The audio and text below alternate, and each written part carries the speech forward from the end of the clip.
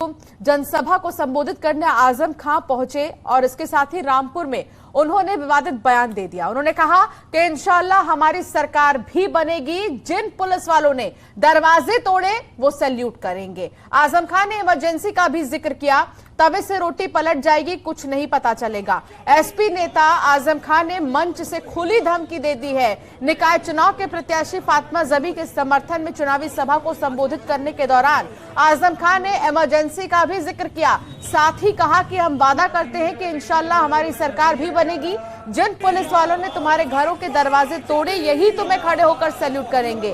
तवे से रोटी पलट जाएगी और पता भी नहीं चलेगा।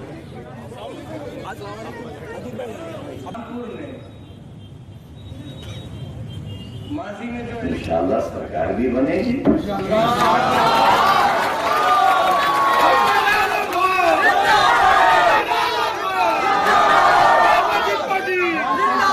1977 में जब इमरजेंसी खत्म हुई, 1975 में जब हम गिरफ्तार हुए, तुम्हारे तुमसे भी छोटी उम्र के थे, और बनारस जेल में ये बात आम थी कि अब कभी नहीं छूटेंगे, हमेशा बंद रहेंगे और मार दिए जाएंगे। स्लो पॉइजनिंग तो शुरू हो गई थी, घी में जहर दिया जाता था, मार दिए जाएंगे। लेकिन 1.5 साल के अंदर ऐसा तख्ता पलटा कि पार्लियामेंट ने मिसेस इंदिरा गांधी की मेंबरशिप खारिज कर दी, पासपोर्ट जब्त कर लिया, हिंदुस्तान से वापस जाने पर पाबंदी लगाई।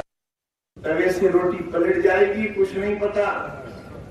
नाले पार वालों, जिन पुलिस वालों ने तुम्हारे घरों के दरवाजे तोड़े हैं और जिन्होंने तुम्हारी ठोकरें मारी हैं, यही तुम्हें खड़े होकर इसी बूट से सैल्यूट किया। अब इन्हें मालूम हो गया कि यहां तक नेता ज्यादती करा सकते हैं, अब इससे आगे की आने वाली सरकार कराएगी। समझते हो मेरा मतलब? नहीं समझ में आया?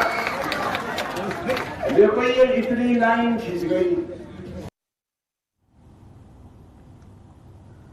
डिप्टी सीएम ब्रजेश पाठक ने समाजवादी पार्टी पर निशाना साधते हुए कहा कि जनता समाजवादी पार्टी को नकार चुकी है।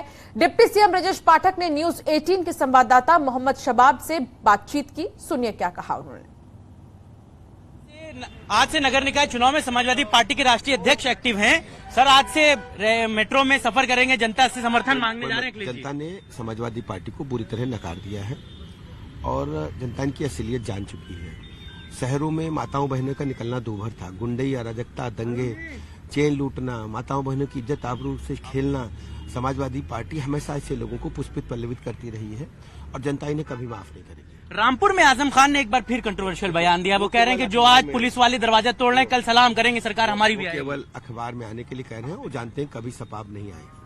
बात करने के लिए शुक्रिया। ब्रजेश पाठक जी हमारे साथ थे और वो साफ तौर से इस बात को कहते हैं कि निकाय चुनाव में अपोजिशन को जनता ने नकार दिया है और भारतीय जनता पार्टी अपने एक्टिव मोड में काम कर रही है। फिलहाल बुलेटिन में इतना ही। अब